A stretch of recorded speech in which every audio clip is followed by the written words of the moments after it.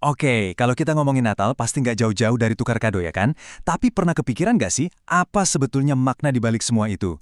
Nah, kali ini kita mau coba bedah tradisi kuno ini buat nemuin 3 hadiah Natal yang sesungguhnya. Hadiah yang mungkin ya sering kita lupain, yuk kita mulai. Ceritanya dimulai dari suasana yang kayaknya kita semua kenal deh. Pagi Natal. Ada seorang ibu, namanya Mary, lagi sibuk-sibuknya di dapur. Siapin makan malam, ngurusin hadiah. Nah, di tengah semua kerepotan itu, dia ngucapin doa yang sederhana banget. Sebuah undangan tulus, yang mungkin dia ucapin gitu aja, tanpa mikir panjang. Coba deh bayangin kagetnya si rumah. Lagi siap-siap pesta, tiba-tiba bel pintu bunyi. Suaminya Mary buka pintu, pas balik mukanya pucat pasi. Dia bilang, "Mary, itu Tuhan Yesus di depan pintu. Katanya kamu yang ngundang." Wah, ini sih kagetnya bukan main. Doa mereka dijawab secara harfiah banget. Jadi mereka duduk bareng nih sama tamu kehormatannya. Sampai akhirnya tiba waktu buat buka kado.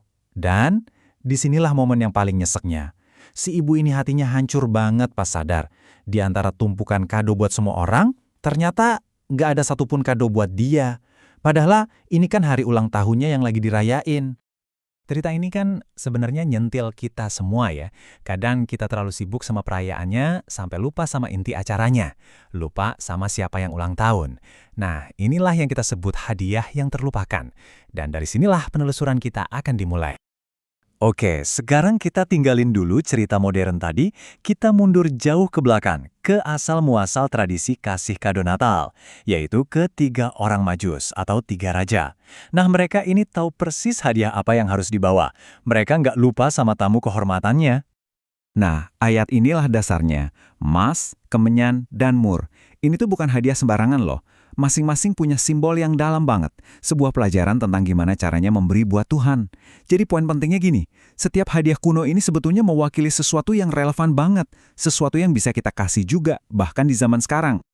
Biar lebih paham lagi, kita coba lihat konsep Ibrani kuno, namanya mincah. Konsep ini nunjukin kalau dorongan buat ngasih persembahan ke Tuhan itu bukan karena kewajiban, tapi lebih ke respons alami dari hati. Ya, respons karena cinta dan rasa hormat. Yuk kita bedah hadiah yang pertama, emas. Di mana-mana emas itu kan simbol kekayaan, simbol status tertinggi. Tapi, gimana caranya mempersembahkan emas ke Tuhan di zaman sekarang? Ini jadi pertanyaan praktis yang mendasar banget. Nah, ini dia tantangannya kan? Gimana coba caranya kita ngasih sesuatu yang fisik dan berharga ke Tuhan yang secara fisik nggak ada di sini?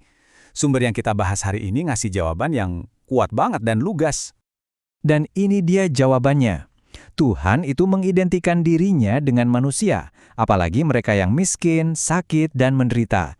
Jadi, pas kita kasih makan orang yang lapar atau merawat yang sakit, tindakan itu dianggap sebagai hadiah langsung buat dia. Wah, ini mengubah cara kita mandang amal dan pelayanan loh.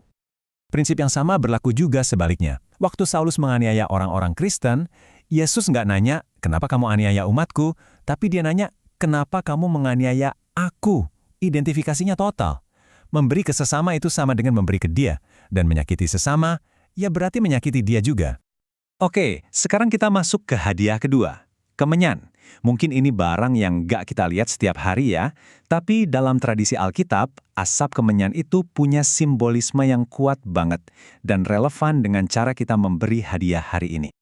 Jadi gini, di bait suci zaman dulu, waktu imam bakar ukupan, asapnya yang wangi itu kan naik ke atas. Nah, itu dianggap sebagai gambaran fisik dari doa-doa jemaat yang naik ke surga.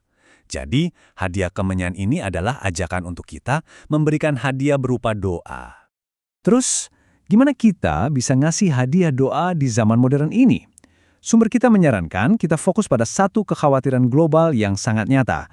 Adanya potensi krisis ekonomi besar yang bisa terjadi yang akarnya dari perebutan sumber daya alam. Konsekuensi yang digambarkan tuh serem banget. Kelaparan massal, industri bisa berhenti total, dan konflik global. Di hadapan masalah-masalah raksasa yang kayaknya di luar kendali kita ini, khutbah ini bilang kalau hadiah doa, permohonan untuk kebijaksanaan dan campur tangan Tuhan jadi sangat-sangat penting. Akhirnya kita sampai di hadiah ketiga, dan mungkin ini yang paling personal, mur. Simbolismenya emang agak lebih kelam dibanding emas dan kemenyan, tapi pesannya luar biasa kuat. Mur itu getah pohon yang pahit rasanya, biasa dipakai buat membalsem jenazah. Ngasih ini ke bayi kedengarannya aneh ya, tapi ini sebenarnya sebuah nubuatan. Ini melambangkan pengorbanan, kematian, dan penyerahan total. Hadiah mur itu adalah persembahan diri kita sendiri. Lalu, apa artinya mempersembahkan diri? Ini bukan soal satu tindakan besar aja, tapi sebuah komitmen total. Artinya, kita persembahkan hati kita dengan semua emosi dan kesetiaan kita. Persembahkan cinta kita, jiwa kita, dan pada akhirnya, seluruh hidup kita sebagai satu hadiah yang utuh. Oke, setelah kita bedah 3 hadiah simbolis ini, emas sebagai pelayanan buat sesama, kemenyan sebagai doa untuk dunia, dan mur sebagai penyerahan diri, kita balik lagi ke pertanyaan di awal. Pada akhirnya, ini pertanyaan yang sangat pribadi buat kita semua. Di luar semua kesibukan, pesta, dan tradisi, penelusuran ini menantang kita untuk bertanya, hadiah tulus apa yang kita bawa untuk tamu kehormatan? Sebuah pertanyaan untuk kita renungkan, bahkan jauh setelah lampu-lampu Natal padam.